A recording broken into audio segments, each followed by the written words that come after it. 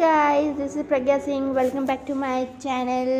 हम लोग अपना चैप्टर फर्स्ट पढ़ रहे थे और आप सभी लोग जानते हैं खैर कि हम पाइथन के लेक्चर सीरीज पढ़ रहे थे। हम ओ लेवल 9 लेट के सिलेबस को आगे बढ़ा रहे हैं। इसमें हम मॉडल 3 पाइथन पढ़ रहे हैं और फिर से बता देना चाहती हूँ कि आपका ये ओ लेवल कोर्स जो जिसका मैं वीडियो लेक्चर बना रही हूँ, ये ओ लेवल के साथ साथ ए लेवल और 11-12 के लिए भी बहुत महत्वपूर्ण है। तो आप इन वीडियो लेक्चर की सीरीज़ को ज़रूर देखिएगा। ओके फ्रेंड्स, तो हम पाइथन सीरीज़ में चैप्टर 1 को पढ़ रहे थे जो कि ओ लेवल के सिलेबस को कवर करता हुआ है। और चैप्टर 1 में आज हम न्यू टॉपिक शुरू करते हैं, वो है आपका compiler, assembler and interpreter. Friends, तो अब हमने वीडियो लेक्चर को और आगे बढ़ाते हैं और प्रीवियस वीडियो को ही आगे बढ़ाते हुए उसको और डीप में समझने की कोशिश करते हैं। ठीक है, आपने प्रीवियस वीडियो में देख लिया कि यूजर तो सोर्स कोड लिखता है। सोर्स कोड को मशीन की भाषा में कन्वर्ट करना बहुत आवश्यक है, क्योंकि जो आपका सीपीयू है वो सिर्फ और सिर्फ मशीन कोड समझता है, वो सोर्स कोड को नहीं समझता। फाइन, तो सोर्स कोड को मशीन कोड में कन्वर्ट करने के लिए मैंने आपको किसका यूज बताया था? कंपाइलर का। कंपाइलर क्या करता है? ऑब्जेक्ट सोर्स कोड को ऑब्जेक्ट कोड में कन्वर्ट करता है और कंपाइलर की ये प्रक्रिया क्या कहलाती है? कंपाइलेशन कहलाती है। ठीक है, कंपाइलर जैसे और भी अन्य दो सॉफ्टवेयर है जिसको असेंबलर बोलते हैं और इंटरप्रेटर बोलते हैं। इनकी हम वर्किंग समझेंगे।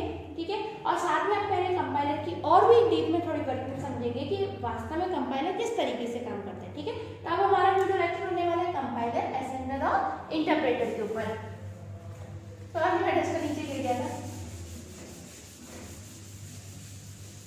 ठीक है, कंपाइलर का एक काम तो आपने देख लिया कि कंपाइलर क्या करता है? ऑब्जेक्ट कोड में कन्वर्ट करता है आपके डेटा को।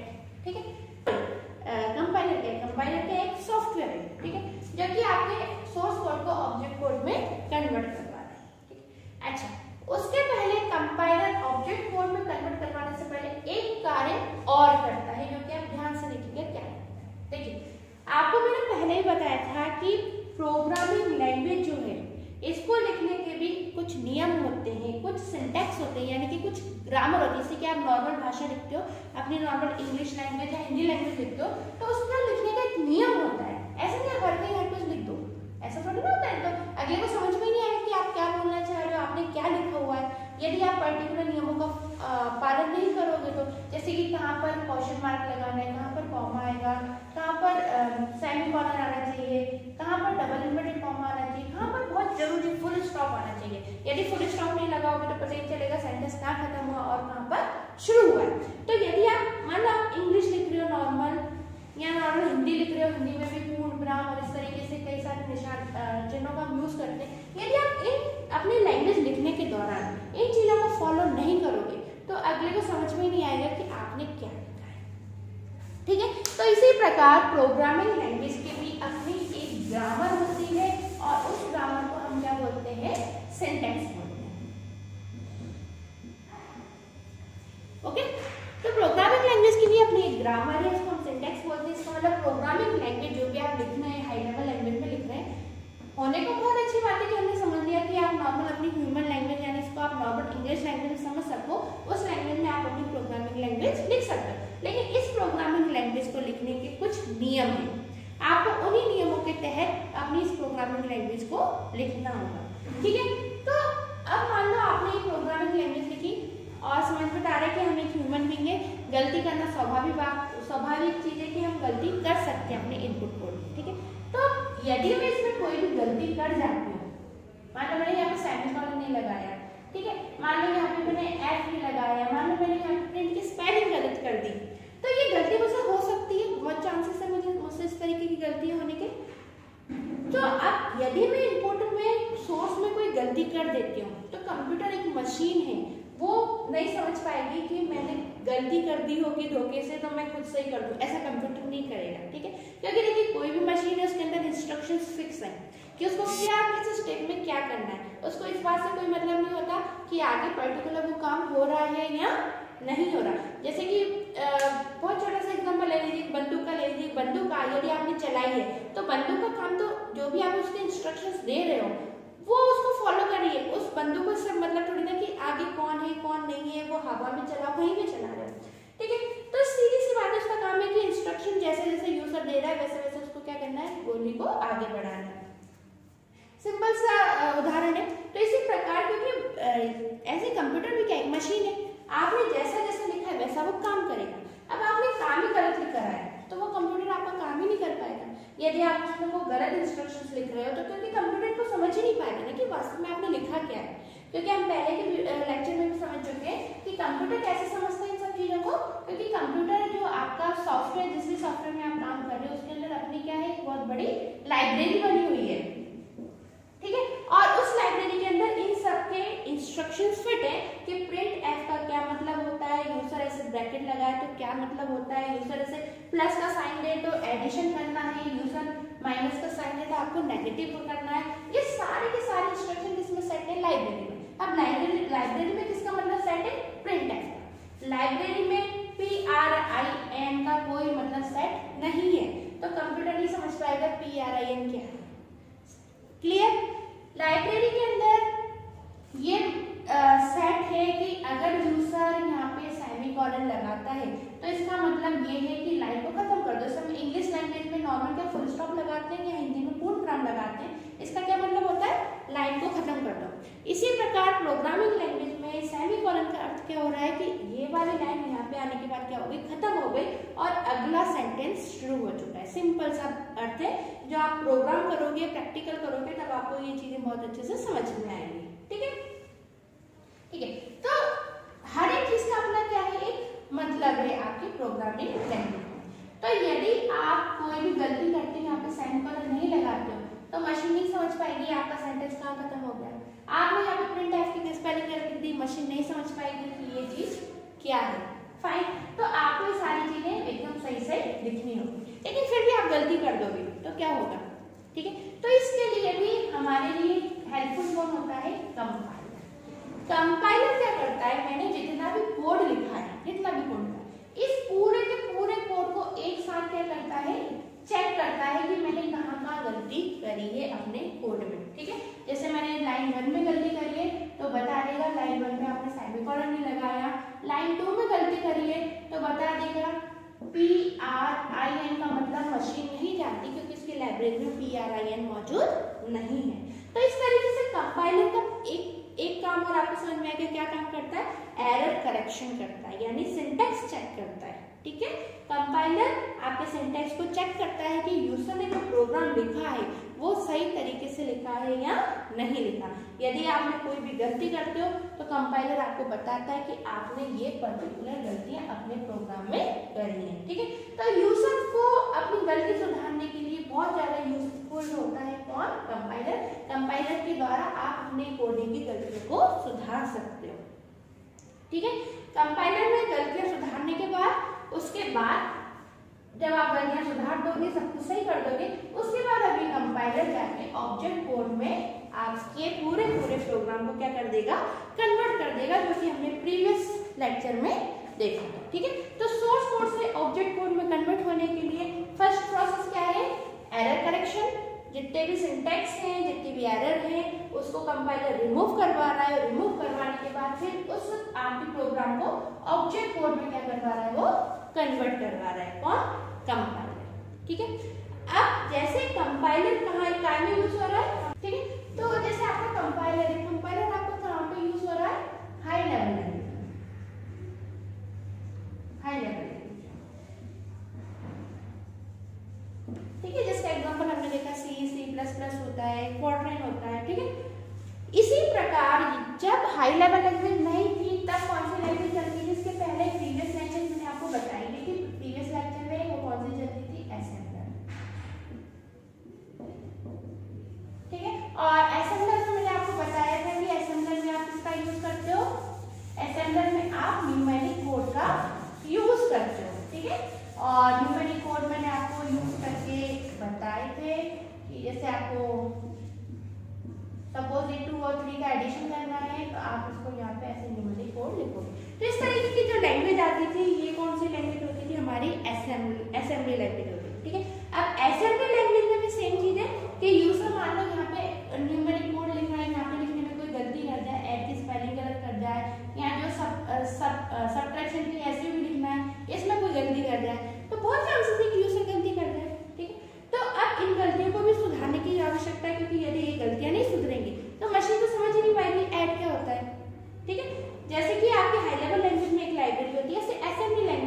होती है, उसमें भी अपनी एक लाइब्रेरी होती है जिसमें पहले से मतलब तय होगा कि ऐड का क्या मतलब होता है, सब्ट्रैक्शन का क्या मतलब होता है। जैसे कि आप कैलकुलेटर यूज करते हो तो कैलकुलेटर में आप प्लस करते हो, आप माइनस करते हो, तो उस कैलकुलेटर में प्लस माइनस का कहीं ना कहीं पहले से मतलब उस मशीन में तय कर रखा होगा। यानी आपकी कैलकुलेटर मशीन में भी एक छोटी सी क्या होती होगी, लाइब्रेरी होती होगी जिनमें इनके क्या है अर्थ सेट है कि प्लस का क्या मतलब है, यूजर प्लस बोलता है तो क्या करना है, माइनस बोलता है तो क्या करना है, इक्वल का साइन करता है तो क्या करना है। फाइन। इसी तरीके से आपकी असेंबली लैंग्वेज जिसमें आप प्रोग्राम बनाते थे उसकी भी अपनी एक लाइब्रेरी थी और उसमें न्यूमेरिक कोड और आप जो बाइनरी भाषा लिख रहे हो उसमें कैसे काम करना है, किस प्रकार कार्य करना है, वो सारी बातें लिखी हुई थी। ठीक है, तो अब जब आप असेंबली लैंग्वेज का यूज कर रहे हो और न्यूमेरिक कोड वगैरह लिख रहे हो या कोई भी प्रोग्राम लिख रहे हो तो बहुत चांसेस है कि आप इसमें गलती कर सको। तो इसके लिए भी किसका यूज होता था, असेंबली लैंग्वेज में एक मीडिएटर सॉफ्टवेयर जो कि मैंने प्रीवियस लेक्चर में बताया था वो कौन सा था आपका असेंबलर। असेंबलर क्या करता था, आपने जो भी गलती की है उस गलती को चेक करेगा, चेक करके बता देगा कि आपने पर्टिकुलर गलती करी है और उसके बाद वो आपकी असेंबली लैंग्वेज को ऑब्जेक्ट कोड में यानी मशीन की कोड में कन्वर्ट कर देगा। ठीक है, तो सेम काम जैसे कंपाइलर हाई लेवल लैंग्वेज को कन्वर्ट करता है मशीन की भाषा में, ऐसे असेंबलर असेंबली लैंग्वेज को मशीन की भाषा में कन्वर्ट करता है। ओके फाइन, इतनी बात समझ में आई आप लोगों को। ठीक है, अब उसके बाद देखिए, उसके बाद हमने क्या बताया था कि जो भी आपकी लैंग्वेज, सपोज हम हाई लेवल लैंग्वेज की बात कर रहे हैं क्योंकि अब हम पाइथन पढ़ेंगे तो हम हाई लेवल लैंग्वेज से ही देखते हैं हर चीज। ठीक है, तो आपने अभी यहाँ पे अपना प्रोग्राम लिखा। ठीक है, अब ये प्रोग्राम यहाँ पे आके ऑब्जेक्ट कोड में क्या हो गया, कन्वर्ट हो गया। यानी जो भी आपने लिखा हुआ यूजर का सोर्स कोड वो पूरा का पूरा जो भी आपको अब मैं कुछ भी लिख रही हूँ आपके 1 ठीक है, इस तरीके से ऑब्जेक्ट कोड में पूरा क्या हो गया, कन्वर्ट हो गया। कन्वर्ट हो जाने के बाद आपने क्या देखा था कि ऑब्जेक्ट कोड कन्वर्ट हो जाने के बाद क्या होता है, लाइब्रेरी से लिंक हो जाता है। ठीक है, प्रीवियस लेक्चर में देखा था। और लाइब्रेरी से लिंक हो जाने के बाद फिर वो सीपीयू के अंदर जाके लोडर के द्वारा जाके क्या होता है, लोड हो जाता है। ठीक है, अब सीपीयू का क्या करेगा, जो भी प्रोग्राम लोड हुआ इसके वो प्रोसेसिंग करेगा। ठीक है, और प्रोसेसिंग करने के बाद क्या करेगा, प्रोसेसिंग करने के बाद अब वो आउटपुट में क्या करेगा, उसको कन्वर्ट करेगा। ठीक है, प्रोसेसिंग करने के बाद अब वो आउटपुट में क्या करेगा, आपने जो भी कोड लिखा है इसको कन्वर्ट करेगा। ठीक है, अब आपने कोड क्या लिखा है, आपने बोला कि तुम 2+3 का एडिशन प्रिंट करवा दो। आपने कोड लिखा है तुम क्या करो, 5+5 का एडिशन प्रिंट करवा दो। ठीक है, तुम क्या करो, सपोज हेलो प्रिंट करवा दोगे। तो आप इंस्ट्रक्शन जो कंप्यूटर को दे रहे हैं। ठीक है, कुछ भी इंस्ट्रक्शन अभी मैंने आपको लिख दिए। देखिए, जब भी आपको कोई गणना करनी है प्रिंटफ के अंदर तो आपको बिना डबल इन्वर्टेड कॉमा की करनी होगी गणना। और यदि आपको कोई स्ट्रिंग प्रिंट करवानी, स्ट्रिंग यानी यदि आपको कोई सेंटेंस कोई वर्ड प्रिंट कराना है तो उसको डबल इन्वर्टेड कॉमा में प्रिंट कराना होगा। इसको हम डीप में समझेंगे आगे भी बहुत ज्यादा, अभी तो एक छोटा सा आपको बता दिया। ठीक है, अब देखिए, आपने ये सोर्स कोड लिखा, कंपाइलर ने इसको कंपाइल किया, आपकी जितनी भी गलतियां थी वो बताएं कि आपने क्या क्या गलतियां करी हुई है। ठीक है, उसके बाद उसको ऑब्जेक्ट कोड में कन्वर्ट करा कंपाइलर ने, फिर लिंकर ने लाइब्रेरी में लोड किया। ठीक है, जो भी आपका प्रोग्राम है लाइब्रेरी में लोड होगा तभी वो प्रोग्राम काम कर पाएगा, अदरवाइज ये प्रोग्राम काम नहीं कर पाएगा, क्योंकि इन सब के अर्थ लाइब्रेरी में ही लिखे हुए पहले से कि यूजर जब ये सब लिखता है तो उसका क्या मतलब होता है। ठीक है, अब लाइब्रेरी पर लोडर ने क्या किया, उसको सीपीयू में लोड करा दिया। अब सीपीयू ने क्या किया, इसके ऊपर प्रोसेसिंग की, जो भी आपने कोड लिखा है इसके ऊपर क्या करी, प्रोसेसिंग करी। प्रोसेसिंग करने के बाद अब क्या करेगा, वो आउटपुट शो करवाएगा, यूजर को आउटपुट शो करवाएगा। ठीक है, तो जब यूजर को आउटपुट शो करना होगा तब क्या होगा, देखिए सीपीयू मशीन के इंस्ट्रक्शंस को ही समझता है। ठीक है, सीपीयू मशीन के इंस्ट्रक्शंस को ही समझता है। ठीक है, तो इसके अंदर जो भी कार्य हो रहा है वो सिंपल सी बात है किसमें हो रही है, मशीन की भाषा में काम हो रहा है। तो ये जो भी आपने 2+3 लिखा, ये जो भी कोड बना, यही वाला कोड सीपीयू के अंदर एग्जीक्यूट होगा। सीपीयू जो भी इनका आंसर देगा वो भी किसमें दे रहा है, बाइनरी भाषा में इसके अंदर तैयार हो रहा है। लेकिन यदि सीपीयू आपको आउटपुट 101 बाइनरी भाषा में ही यदि आपको आउटपुट दे देगा तो आप क्या समझ पाओगे, इसको नहीं समझ पाओगे। ठीक है, तो जिस प्रकार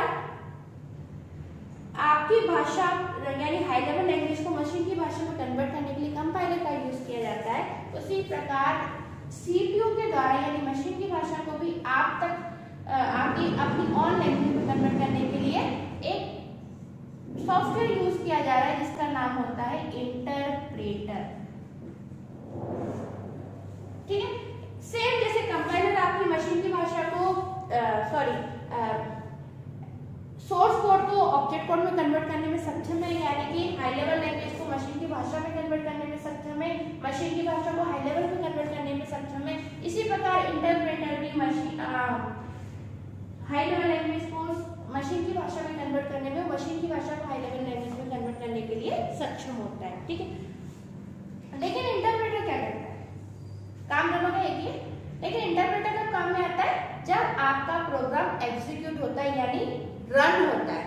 ठीक है, आपने ये प्रोग्राम लिख दिया, अभी तक तो वो प्रोग्राम क्या हुआ, प्रोसेस में हुआ, सीपीयू तक गया, सीपीयू ने इस पे प्रोसेसिंग करी। अब प्रोसेसिंग के बाद क्या होगा, जितना भी प्रोग्राम लिखा है ये लाइन बाय लाइन क्या होगा, आपको यहाँ पे प्रिंट होता हुआ दिखेगा। जैसे 2 + 3 का आंसर आ गया 5। ठीक है, 5 + 5 का आंसर आ गया 10। यूजर ने कहा तुम हेलो प्रिंट करो, आउटपुट स्क्रीन पे तो हेलो प्रिंट होता है। तो प्रत्येक लाइन बाय लाइन आपका आउटपुट क्या हो रहा है, यहाँ पे प्रिंट हो रहा है। तो लाइन बाय लाइन जो आपके आउटपुट को प्रिंट करवा रहा है वो कौन है? इंटरप्रेटर। ठीक है, क्लियर? तो कंपाइलर और इंटरप्रेटर दोनों ही मशीन की हाई लेवल लैंग्वेज को मशीन की भाषा में कन्वर्ट करने में सक्षम है। ठीक है, इसी बस अंतर इतना आता है कि जो कंपाइलर है वो आपके पूरा का पूरा सोर्स कोड एक साथ जितना भी आपने प्रोग्राम लिखा है पूरे के पूरे प्रोग्राम को एक साथ चेक करता है। ठीक है, और एक साथ चेक करके इसको ऑब्जेक्ट कोड में कन्वर्ट करता है। कार्य इंटरप्रेटर भी करता है। इंटरप्रेटर क्या कर रहा है, आपकी लाइन बाय लाइन आपके प्रोग्राम को क्या करवा रहा है, एग्जीक्यूट करवा रहा है। आपने अब लाइन बाय लाइन कई बार रन टाइम में भी कई सारी गलतियां आती है, जब आप प्रोग्राम एग्जीक्यूट करते हो तब भी उसमें कई सारी गलतियां आती है सही प्रोग्राम बने होने के बावजूद। ठीक है, तो उन प्रोग्राम में भी जब रन टाइम में कोई गलती आ रही तो उन रन टाइम में गलतियों को सुधारने के लिए किसका यूज होता है? इंटरप्रेटर का। इंटरप्रेटर बताता है कि आपने क्या गलती करी है। ठीक है, आपका प्रोग्राम मान लो सही है लेकिन हो सकता है कि एंड नहीं हो, आपका प्रोग्राम किसी ना किसी कंडीशन में प्रोसेस में फंस जाए। बहुत सारी चीजें होती हैं, मतलब जब आप प्रोग्राम करोगे तब आपको प्रैक्टिकली समझ में आएगा।